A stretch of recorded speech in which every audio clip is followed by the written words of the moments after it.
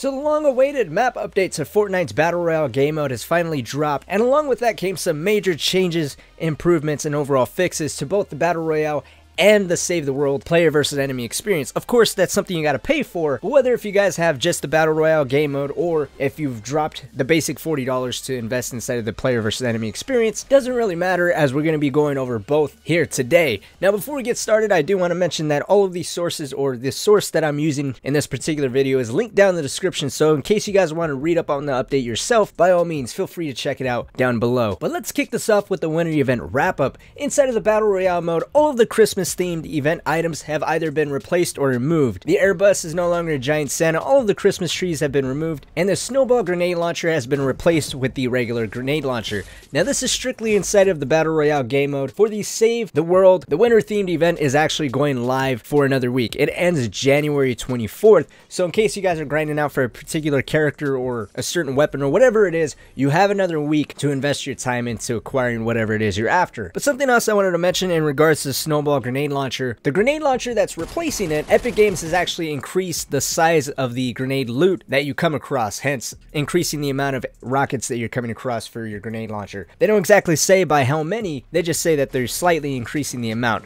I'm assuming just an extra rocket or two. Besides that, the only other weapon that was affected during this update is the scoped assault rifle. They're no longer going to be found inside of supply drops, and Epic Games has also updated the scope. In their words, they replaced the old arrow reticle with a more modern design. It should be easier to tell where you're aiming and where your crosshair actually is. Now, so far I haven't actually gotten my hands on any of the new scoped ARs, but I'm hoping this change really does make it a little easier to use, since I'm one of those people that have always had a little trouble using that arrow reticle. So much so that it seemed like a hassle to even try to use a scoped assault rifle over anything else. So hopefully it really does improve the way that that sight works. Anyways, that's all the changes towards weapons. Let's move on to gameplay. Friendly fire is still currently disabled inside of the Battle Royale game mode. However, Epic Games does say that this is subject to change, and they're closely evaluating this feature, and they're hearing everyone's feedback. So if you love friendly fire and you don't want it to be disabled, or if you're the other way around, this is not a permanent thing, and Epic Games is hearing everyone's feedback. So if you're having problems, or if you like it and don't want it to change, then by all means, let Epic Games know how you feel about this. Another big change, which I'm happy to see, is that pickups no longer take priority over reviving downed squad members. So if you ever had a teammate downed and he was in a pile of loot of an enemy that you just killed, sometimes the game would actually pick up a pile of wood or pick up that guy's weapon instead of picking up your teammate, and your teammate would have to actually crawl out of that pile of loot. That has now changed. Reviving teammates is now prioritized over picking up the loot that he's crawling around in, which is fantastic. They also fixed this bug that's been going around, preventing players from picking up enemies' loot. This is something that's been bothering me for the past week or two, so I'm happy to see this finally addressed and finally fixed. I can't even tell you how many times I was down because there's a pile of loot in front of me and I'm spamming square to try to pick things up, but the game for some reason wouldn't allow me to. That's been addressed, that's been fixed. You shouldn't be having any of that bothering you anymore if you were like me and you were experiencing that. Now, some other major bugs that were fixed was an issue that allowed players that were affected by the boogie bomb or boogie grenade to place traps. They also fixed a problem where supply drops would actually go through player built structures, an issue which allowed players that were scoped in to actually see through the grenade smoke effect, and an issue which caused the trap to deal no damage if a ramp or roof was placed in front of the trap. All of this stuff has been addressed, so if you guys were taking advantage of building ramps or roofs in front of traps, that no longer works. That'll actually kill you. Same with the grenade smoke. If you're someone that would aim down sight and or scoped in through the grenade smoke and you're actually able to see people, that's also been fixed, so you shouldn't be able to see anyone that's inside the grenade smoke anymore. Of course, there were some other fixes and other things that were addressed, but those were the most significant out of the bunch. Now, the last thing I wanted to talk about in regards to the Battle Royale game mode is the world itself. Obviously, today we got some brand new points of interest and some brand new locations, but Epic Games also brought in some new water effects when entering and exiting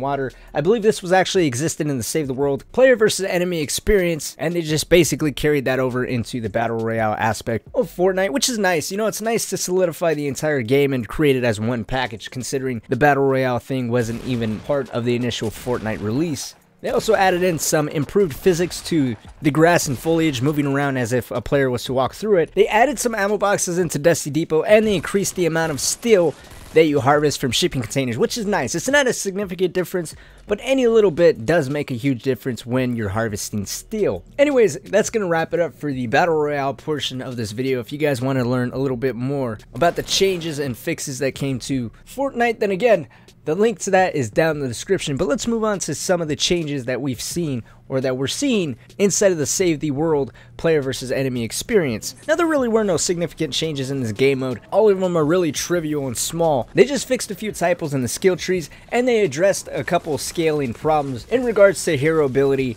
and the amount of damage that was done towards enemies at higher levels. They also fixed a problem where if you used your heavy attack with your melee weapon, you weren't able to harvest material or harvest as much material, and fixed a bug, I guess they perceived it as a bug, of players being able to use grenades when they didn't have enough stamina. Now again, those were the most significant out of a handful of fixes, but my biggest complaint when it comes to the Save the World campaign is the fact that when someone loads in or connects to you, the game lags horribly. I don't know if that's an easy fix or anything like that. I really don't know much about video game development and, patches and fixes.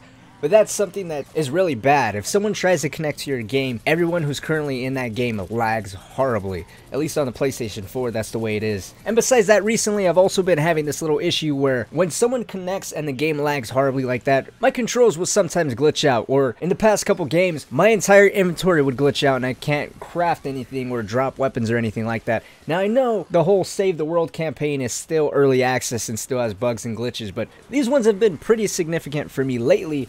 And I was just hoping that with this biggest update, at least the amount of lag that is experienced when someone joins would have been addressed. But who knows, maybe in the near future, this is something that Epic Games plans on addressing. Anyways, I think that's going to wrap it up for today's video. Let me know what you guys think about Fortnite and all the recent updates that have been going on today. Epic Games does an amazing job at constantly updating their game and being as transparent and as open with their community as much as possible, and I think that's going to very much continue to benefit them and make sure that Fortnite continues to live well into maybe even late 2018. But we're just going to have to wait and see. And until next time, guys, I'll see you all later.